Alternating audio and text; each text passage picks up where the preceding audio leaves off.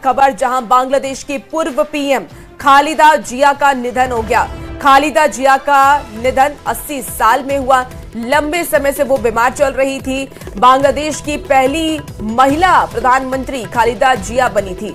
तो इस वक्त की आपको ये बड़ी खबर और दुखद खबर भी है, जहां पूर्व पीएम खालिदा जिया का निधन हो गया है। बांग्लादेश की वो पहली महिला प्रधानमंत्री बनी थी। लंबे समय से हालांकि वो बीमार चल रही थी।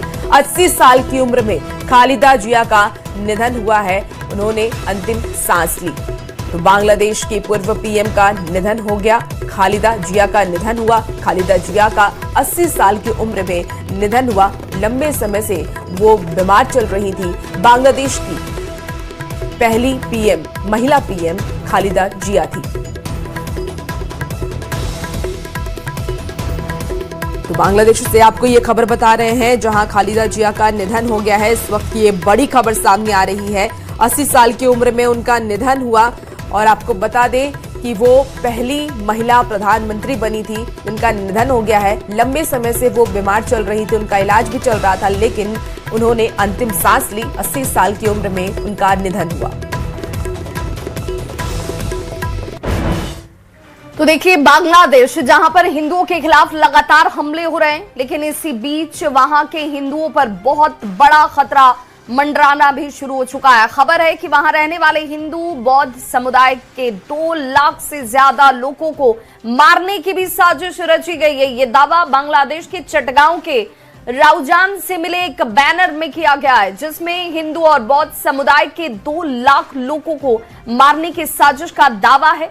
ये बैनर उस इलाके से बरामद हुआ है, जहां मंगलवार को हिंदू समुदाय के घरों को आगजनी के हवाले कर दिया गया था। पुलिस ने बैनर को हालांकि जब्त कर दिया है। बांग्लादेशी सम्मिलित सनातनी जागरण जोट के प्रतिनिधि कुशल वरुण चक्रवर्ती ने यह कहा है कि उन्होंने पीड़ित हिंदू परिवारों से मुलाकात की है। उनके मुताबिक बैनर में लिखा गया था कि हिंदू और बौद्ध समुदाय को पूरी तरह से खत्म करने की योजना बनाई गई और इसके लिए फंडिंग भी की गई है। बांग्लादेश में उस्मान हादी की हत्या के बाद से लगातार हालात तनावपूर्ण है और इस बीच ये बड़ी खबर जहां पर, और ये चिंता बढ़ाने वाली खबर है, जहां हिंदुओं और बौद्ध समुदाय से जुड़े हुए लोगों को टारगेट किया जा रहा है और एक बड़ी संख्या 2 लाख से ज्यादा लोगों को मारने की एक साजिश और विदेशी फंडिंग जिसकी बात बार बार की जा रही है कि इस पूरे प्रकरण में फंडिंग का मामला शामिल है और ये साजिश कौन रच रहा है,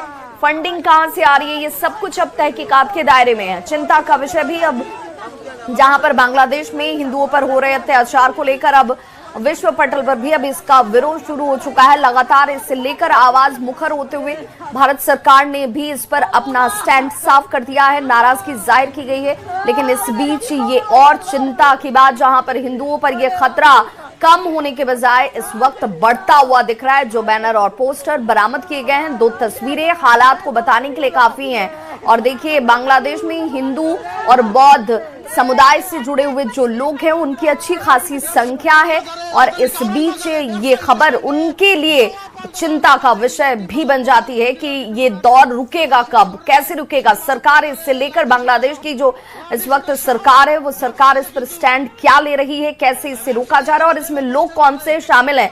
जिन लोगों की तरफ से आगजनी की गई, जो पहली तस्वीर आपके सामने है, ये हिंदू बहुल वो इलाका जहां पर घरों में बाहर से ताला लगा दिया जाता है, कुंडी लगाकर इन्हें आग के हवाले कर दिया गया।